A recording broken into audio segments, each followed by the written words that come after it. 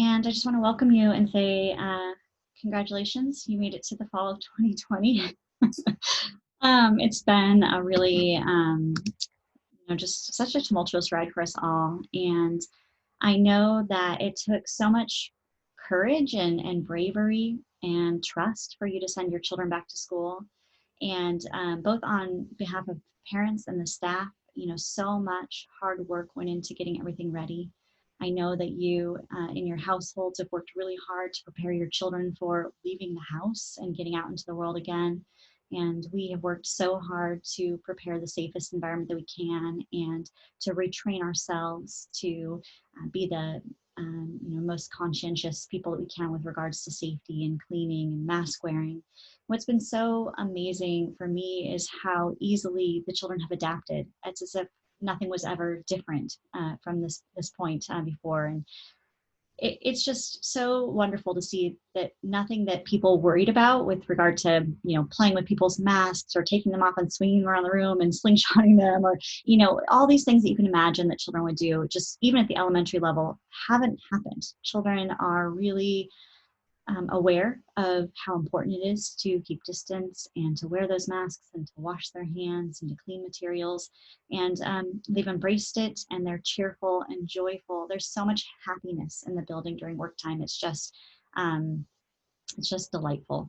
And where I think as adults having to think through things more than the children are, they're just, like I said, they're just embracing these new policies. They're embracing the opportunity to be at school. And it's been, I think, better than any of us could have hoped for to date. And so thank you for trusting and for being brave and for sending your children back. I think that the staff feel the joy, the children feel the joy from each other, and I hope you feel that joy coming home.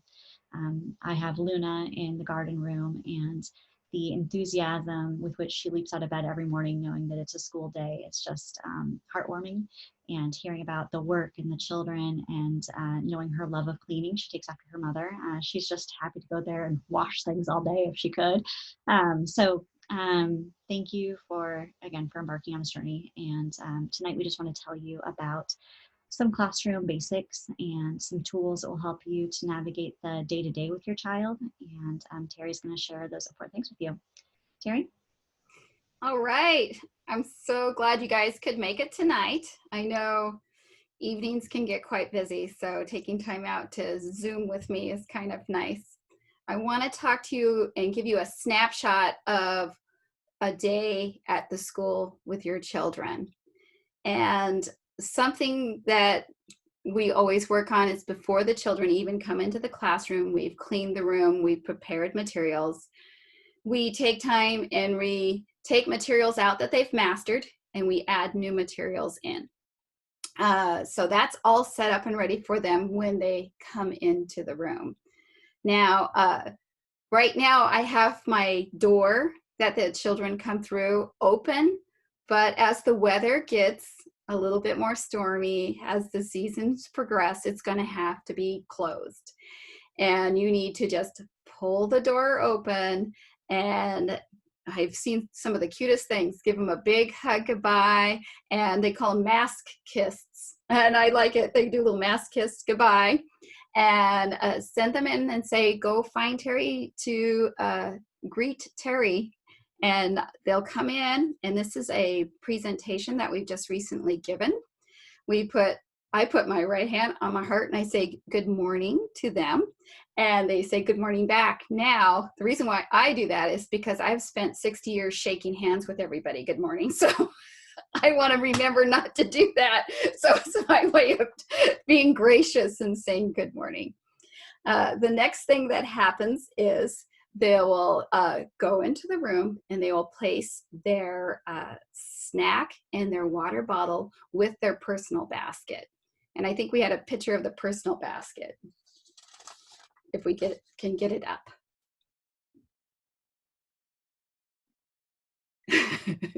Technicals. Anyway, in the personal basket, there we go.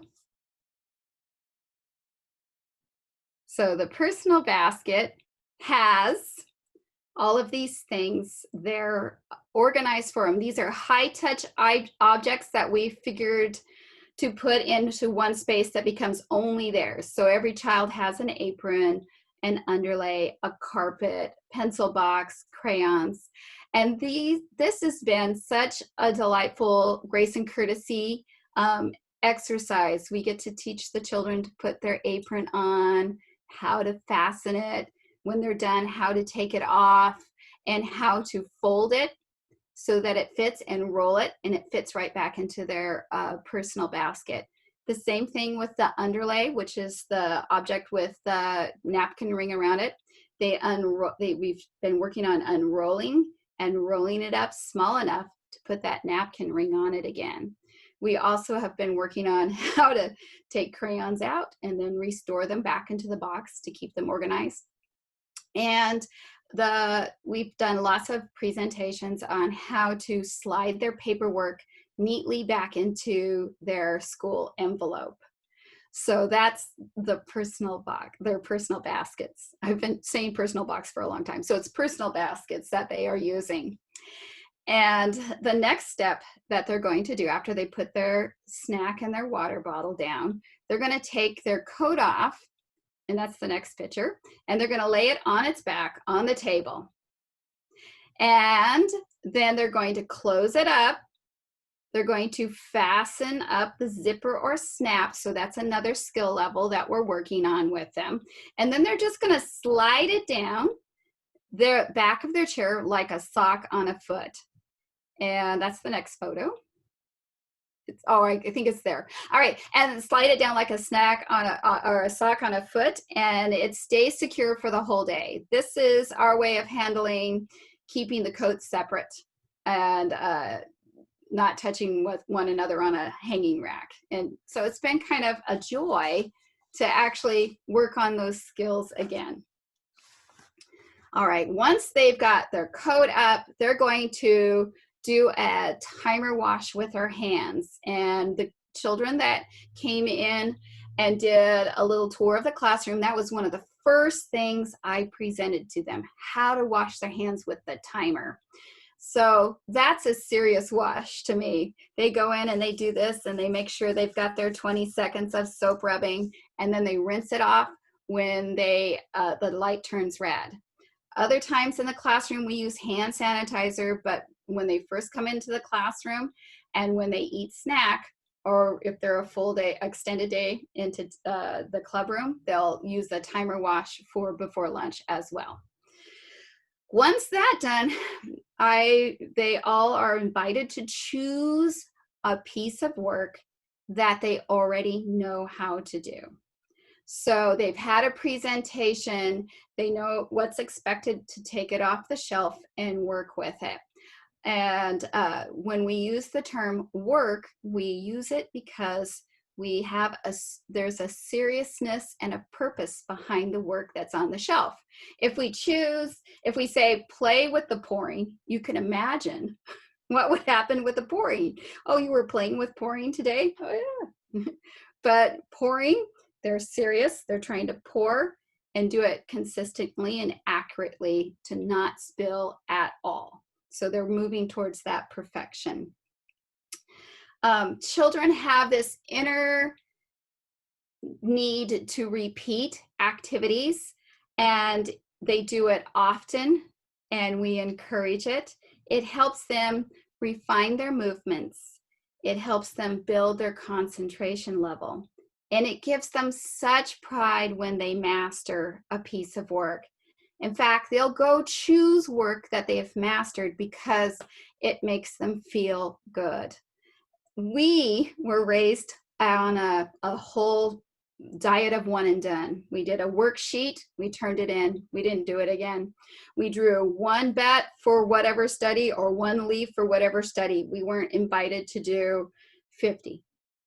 You know, we were one and done. So we are trying to keep building this natural instinct of repetition with the children. All right, once the children have gotten work out and have been working through the morning, we do new presentations. And what we do is Heidi and I get together and we talk about how the children are doing. And if we see that they've mastered an old skill, then we'll introduce them to a new skill. Or if they're struggling with an old skill, we find something else in the room that works on that skill as well. And one of the things I like to talk about is finger grip. So if they have a really hard time squeezing tight, scissors, great scissors cutting online, punching, pin poke work, knob cylinders, puzzle knobs, anything, tong work, tweezer work to get those little muscles built up really strong. And they work, it's kind of really a joyful, Heidi and I feel like we need roller skates sometimes because we're zipping around and doing all these things. But when they're working in a work cycle. So they take the work off the shelf, they do the work, they take it to the sanitation station, they clean it up, they put it back on the shelf for the next person, and that's a complete work cycle. And I am really excited to say that they are really getting the work cycle. There's not so much of the left out things around the room where they they have two pieces of work on their table. It's been really exciting to see that manifest itself in the classroom. So the kids are going to be working for about 2 hours straight because part of our day is going to be class outside. So about 2 hours of the day, they are working, we're doing new presentations. They're picking out old work to do, and then I'll do a new presentation, or Heidi will do a new presentation. They talk with one another. They walk through the room. I call it being in the park, touring the classroom and seeing what's happening with everybody else. And then around 11 o'clock, I ring the bell and everybody raises their hands up like this, and they freeze and they look at me, and I give an announcement. I say, it is time to finish your work, sanitize it, and pack away. Get your jacket and come stand on a green waiting dot. So they get busy doing that, and the green waiting dots are spread out in the main large classroom area, and that's so that they can wait at a comfortable social distance. That is also, the green waiting dots is also where we're going to be when I talk about birthday celebrations in a minute. Once most of the group has got their jackets on and they're on the green waiting dot, I probably sung a couple of fun songs like Itsy Bitsy Spider or Five Little Pumpkins, and then I'll open the door and I'll invite them one at a time to go out to the sitting dots in the lawn. They started out white and now they're pink. And they all go down and they sit, and I think we have a photo of them spread out on the lawn, sitting at a distance, and they're out sitting down. And once everybody's out there, we get together and we start with a group gathering dance. Now, the next month, it's going to be Spooky Lou.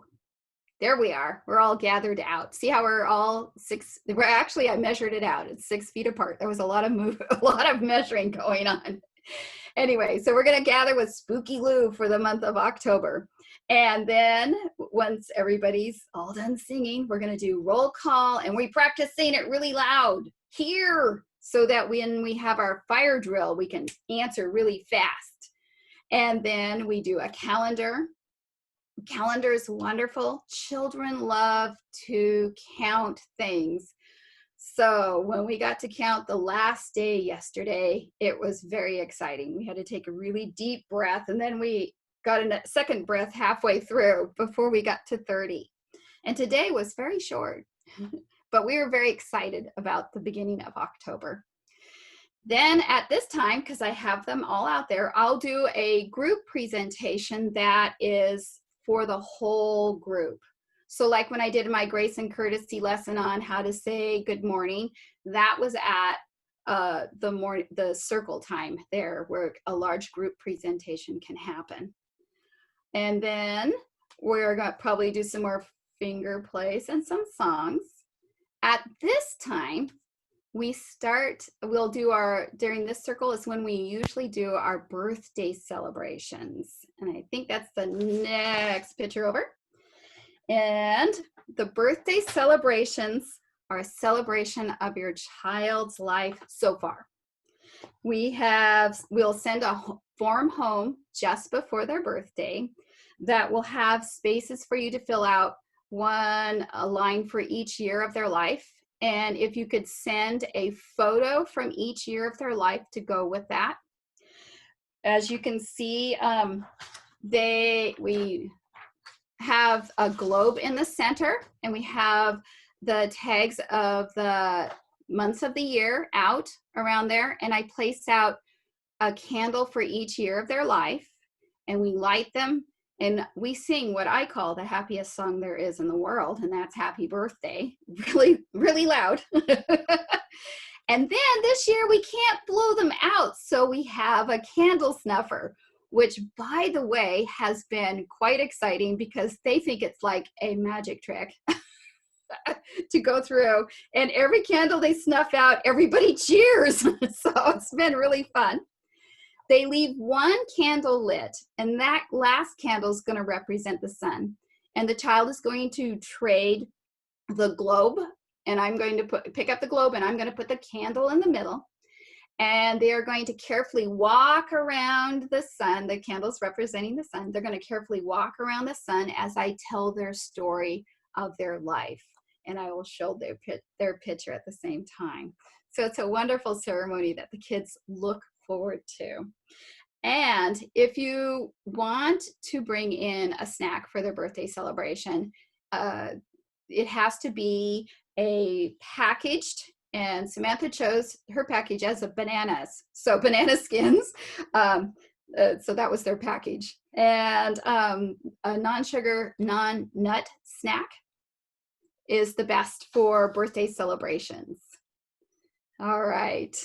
So when circle time is over, I have the kids all stand up outside on the dots. And then I excuse them one at a time. This is my way of keeping them at a social distance. They have a whole bunch of choices outside.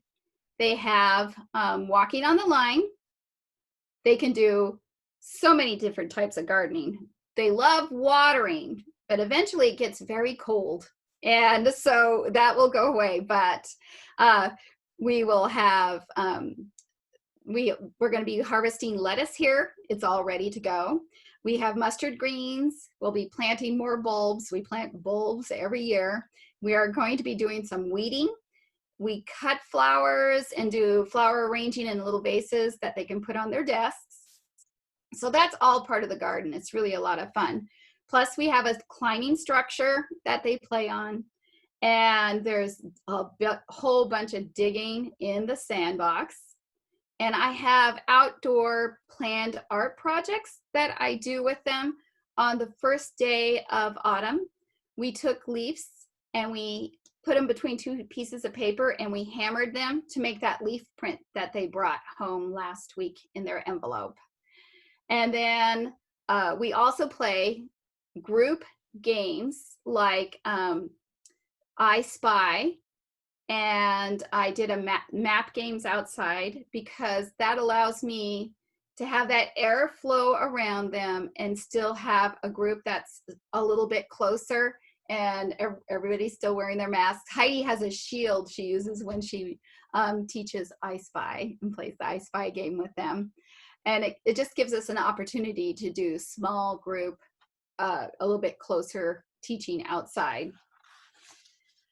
All right, so just before noon, the bell rings while they're out there. I ask them to pack away and come back to the white sitting dots, or the pink ones now. And then we have our final story of the day at Ending Circle, and we sing our closing song, which this year is I'd Like to Teach the World to Sing. The students at that time are excused one at a time to either go up and timer wash because they're in the club room and they're eating lunch, or they go in and they pick up their snack container and their water bottle, and they stand on a green waiting dot waiting to be excused to go home. And now I wonder if anybody has any questions so far about what's going on during the day. Nope. Just go ahead and unmute yourself if you have a question, and if you'd like to raise your hand, you can raise your hand. Dory, do you have a question? She's muted. Dory, you want to unmute and ask your question? Okay, can you hear me now? Yeah. Hi. Okay, hi. Hi. I was just wondering, as the weather gets adverse, how is it just one of these things? There's no such thing as bad weather, just being inappropriately dressed? Or That's are my there going to theory this year. That really is my theory this year. We're going to be outside as much as possible because I want to have those small group learning places, and I will maybe have a shorter time outside, but we're always going to go outside unless it's pouring rain, or this is my Idaho idea. If you breathe in and it's so cold, your nose hair freezes, it's time to stay inside. So that's going to be it. We're going to want you to dress appropriately. Plus, we have to have the windows cracked to have cross air ventilation in the classroom. So these are all things that we're doing to keep your kids safe. Okay. So stock up on rain pants and snow pants. Oh, yeah. Yeah, It's going to be fun.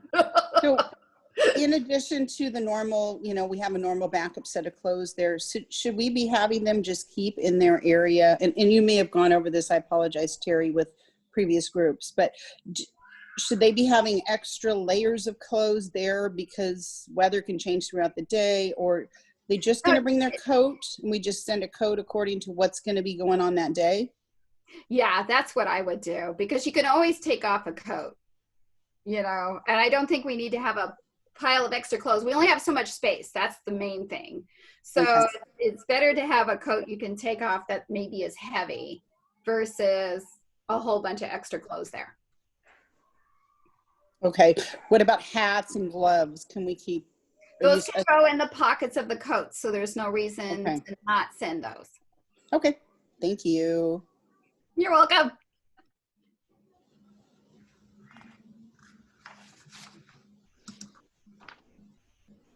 Any questions?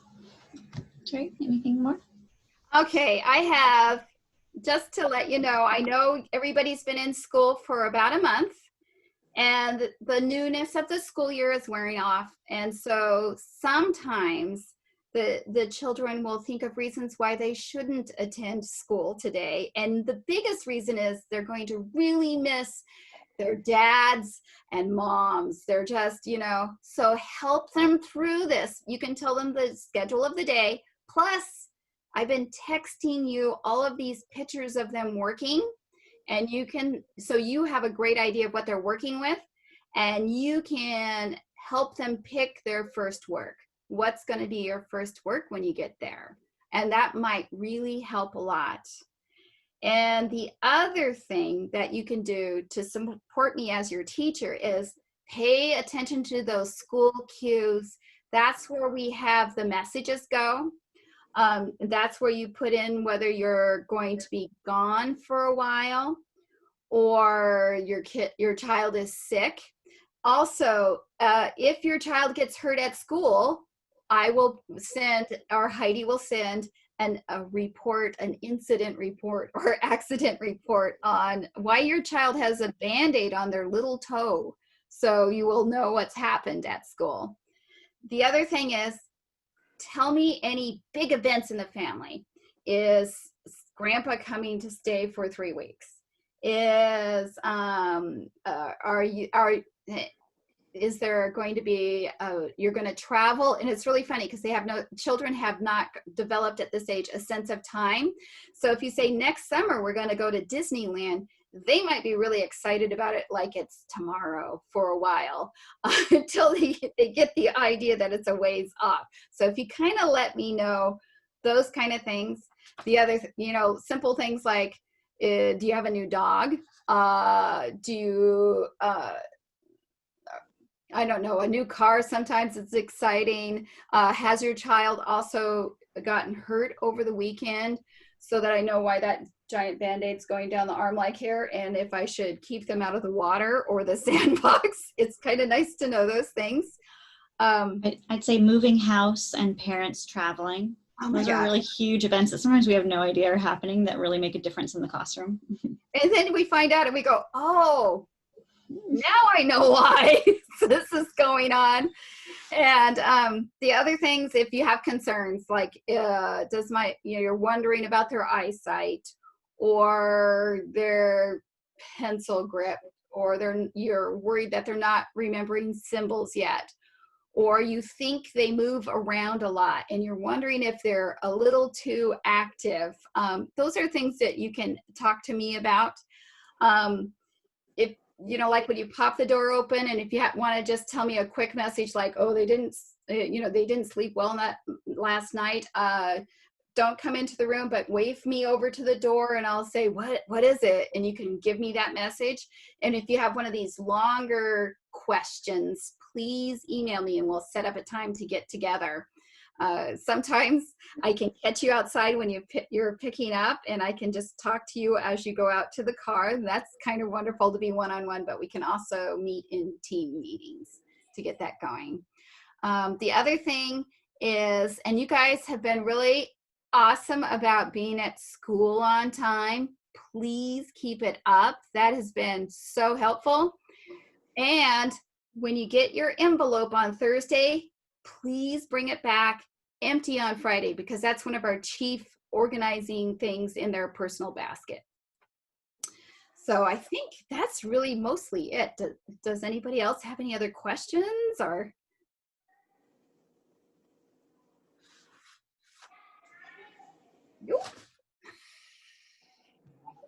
Hi, Terry. This is Amber. Oh, hi, Amber. Hey, I'm just curious. I know we're still trying to get new students settled in and everything, but is there a plan for if we might be able to go for the full day students where they might be able to start going back to full time? I can answer that one. Do you want me to? Yeah, so we're going to be meeting. We have to kind of review our health and wellness policies in the next couple of weeks. We're hoping to make some edits and changes. A lot of the information from Benton Franklin Health District has changed, and schools are opening up more. So it would be our goal that no later than November 1st, we'll be back to full day for full day students. So that's our hope, and we'll let you know as soon as we have more information. I should know a little bit more within the next week or so as to an exact date. Okay, wonderful. Thank you. Yeah, certainly.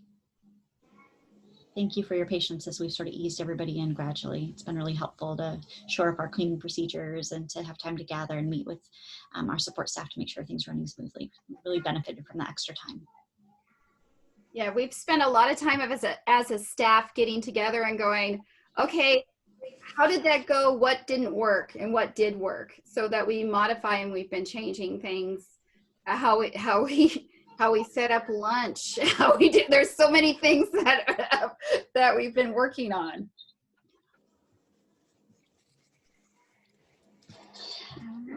Well, Terry, thank you for that fabulous presentation. It's great to hear about the day, especially since it's harder for parents to get into the classroom right now. And we hope that families, if you have any other questions, or if you want to check in with Terry to see how the first few weeks have gone, that you'll send her an email and she can schedule a meeting with you. I feel like people have settled in so beautifully this year, and like Terry's saying, the normalization process, that complete work cycle of choosing, working, and putting it away has happened faster than I've seen it in some years. So you should feel really happy for your children and the joy that they're finding in their work. So, all right. All right, thank you guys for coming tonight. We wish you a wonderful evening, and we'll see you at the fence or at the sidewalk tomorrow morning. Have a great night. Thank you. Bye, guys. Thank you. Thank you.